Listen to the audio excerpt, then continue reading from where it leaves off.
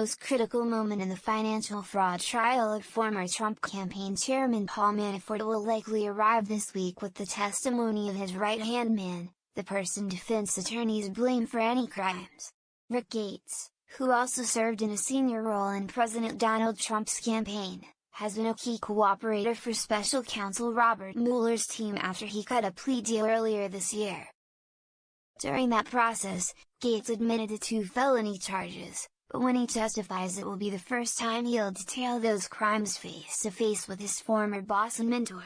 The trial, set to resume Monday afternoon in federal court in Alexandria, Virginia, is the first of Mueller's prosecutions to reach a jury.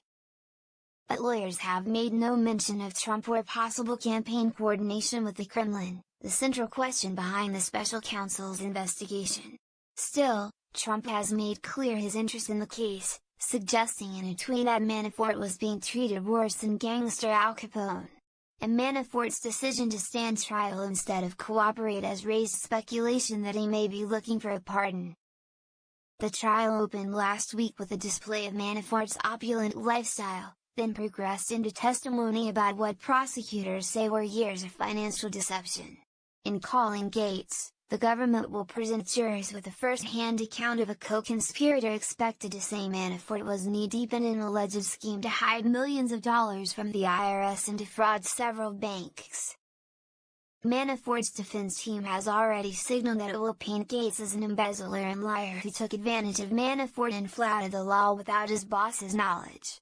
Gates is expected to face bruising cross-examination, and his credibility is likely to be an important test of the prosecution's case. During the questioning, U.S. District Judge T.S. Ellis III will be both referee and wild card. He has played those roles throughout the trial, repeatedly scolding prosecutors to rein in their depictions of Manafort's lavish lifestyle and demanding that they move it along. "It is not a crime," he has said several times, "to be rich and to spend ostentatiously." Nonetheless, jurors were told that more than $900,000 in expensive suits, a $15,000 ostrich jacket and lavish properties replete with expensive audio and video systems, a tennis court encircled by hundreds of flowers and, as one witness put it, one of the bigger pawns in the Hamptons. One by one, a retired carpenter, a natty clothier and a high-end landscaper detailed how Manafort paid them in international wire transfers from offshore companies. Prosecutors say Manafort used those companies to stash millions of dollars from his Ukrainian consulting work, proceeds he omitted year after year from his income tax returns. Later, they say, when that income dwindled, Manafort launched a different scheme, shoring up his struggling finances by using doctor documents to obtain millions more in bank loans. On Friday, one of Manafort's tax preparers admitted that she helped disguise $900,000 in foreign income as a loan in order to reduce his tax burden.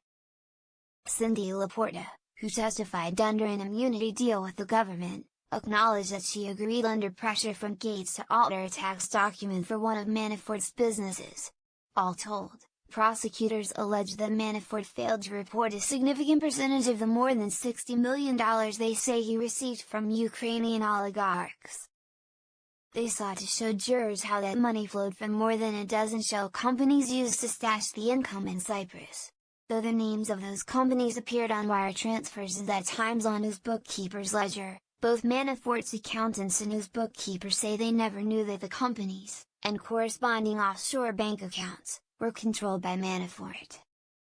When they appeared, the bookkeeper and accountants said, they thought the companies were clients or, in some cases, lenders. But defense lawyers are trying to convince the jury that Manafort was consumed by his consulting business and left the particulars of his finances to professionals and, in particular, to Gates. "Money's coming in fast," Manafort's lawyer, Thomas Zettel, told jurors at the trial's beginning. "It's a lie," and Paul Manafort trusted that Rick Gates was keeping track of it.